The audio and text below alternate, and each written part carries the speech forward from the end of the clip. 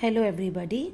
Okay, now let's continue our lesson, company establishment in India. Okay, and this is our part 3 and we start from conquest of Bengal, यानी बंगाल पर जीत.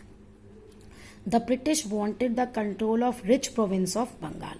अब British जो थी वो बंगाल पर अपना अधिकार जमाना चाहती थी. अब अलवर्दी खान जो नवाब था बंगाल का वॉज एन एबल एडमिनिस्ट्रेटर, वो बंगाल को बहुत अच्छे से चला रहा था. He had followed a policy of keeping European merchants under control. तो उसने ऐसी पॉलिसी अपनाई कि यूरोपियन जो व्यापारी थे ना वो उसके कंट्रोल में ही रहते थे. लेकिन आफ्टर हिज डेथ उसका ग्रैंडसन जो था, उसका पोता सिराजुद्दौला बिकेम द नवाब, वो नवाब बन गया. British started extending the fortification of Calcutta. अब ब्रिटिश ने कलकत्ता का किलेबंदी शुरू कर दी. मीनवाइल उसी दौरान सिराजुद्दौला टुक ओवर कलकत्ता. अब सिराजुद्दौला की सेना ने कलकत्ता पे अपना अधिकार जमा लिया. ओके लेकिन फिर देखो, Robert Clive set out from Madras. अब वो मद्रास से चला 900 यूरोपियन और 1200 अपने सिपाही लेकर, आर्म्ड फोर्सेस लेकर, जो कि यूरोपियन वॉरफेयर में जैसे होता है ना, यूरोपियन ट्रेंड थे, जो यूरोपियन स्टाइल था लड़ने का, और रिकैप्चर्ड कलकत्ता, और उसने कलकत्ता पे दोबारा से अपना अधिकार जमा लिया. Next is your battle of Plassey. Battle of Plassey जो है वो बहुत इंपॉर्टेंट है. किसके बीच में लड़ी गई है?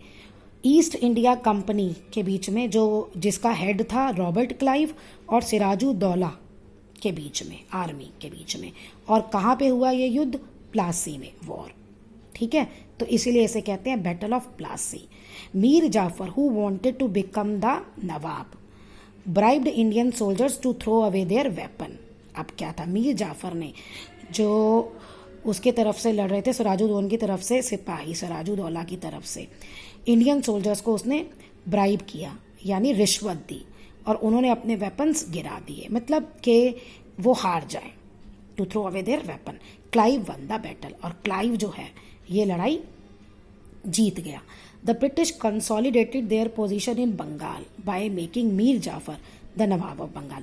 अब ब्रिटिश ने क्या किया, अपनी पोजीशन वहां पे पक्की कर ली, मीर जाफर को बंगाल का नवाब बनाकर. अब देखो, नवाब बनकर वो क्या करता था, लार्ज सम ऑफ मनी, ठीक है, and 24 Parganas of Bengal to British. अब उसने ये ब्रिटिश को दे दिया. लेकिन ब्रिटिश मीर जाफर जो था could not fulfil the constant demand of British. अब ब्रिटिश जो उससे ये लगातार डिमांड करते थे, तो वो पूरी उनकी नहीं कर पाया. दे इंस्टॉल्ड, फिर उन्होंने क्या किया, उसके सन इन लॉ को, मीर कासिम को नवाब बना दिया अंग्रेजों ने. अब वो इक्वल ट्रेड फैसिलिटीज देता था ब्रिटिश को और इंडियन मर्चेंट्स को, मतलब व्यापार के लिए दोनों सेम सेम है सबका. दिस एनॉयड ब्रिटिश, इससे ब्रिटिश जो थे वो गुस्सा हो गए, एंड दे अटैक्ड हिम, और उस पर उन्होंने आक्रमण कर दिया. Mir Qasim took refuge as Awadh with Sirajuddaula, where Mughal emperor Shah Alam was also taking refuge. अब रिफ्यूज मतलब होता है भाग जाना, अपनी जान बचाना. उसने कहा, मीर कासिम ने कहा अपनी जान बचाई, अवध में भाग गया वो.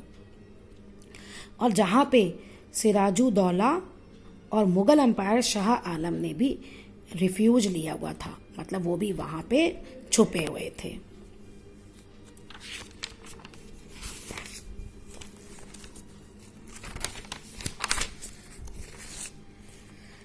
Next is battle of Buxar. ये जितनी भी बैटल है ना, ये सारी बहुत इंपॉर्टेंट है. अब बक्सर की लड़ाई किसके बीच में लड़ी गई? बक्सर की लड़ाई very important in Indian history. East India's company victory in this battle established British colonial rule in Bengal and subsequent expansion of British control all over India. क्या कह रहा है कि इसी लड़ाई से ईस्ट इंडिया कंपनी की शुरुआत हुई और उसने बंगाल में अपना पूरा राज एस्टैब्लिश कर लिया. ओके और फिर धीरे धीरे वो पूरे इंडिया में अपना कंट्रोल करते चले गए East India company. Mir Qasim, वो जो अभी आप पीछे पढ़ चुके बैटल ऑफ प्लासी में, nawab of Bengal refuse to be a puppet in the hand of British. उसने ब्रिटिश की कठपुतली बनने से इनकार कर दिया. He wanted control of Bengal, वो बंगाल पे दोबारा से कंट्रोल चाहता था. He wanted to check the growing power of East India Company officials which resulted in conflict and led to the battle of Buxar. Okay अब जो बिहार में है। तो कहता वो ये चाहता था कि जो ईस्ट इंडिया कंपनी अपनी पावर बढ़ाती जा रही है ना, वो ना करे। इसकी वजह से उन दोनों के बीच में झगड़े होते थे, जिसकी वजह से बैटल ऑफ बक्सर हुआ बिटवीन। अब ये बैटल ऑफ बक्सर किसके बीच में लड़ा गया?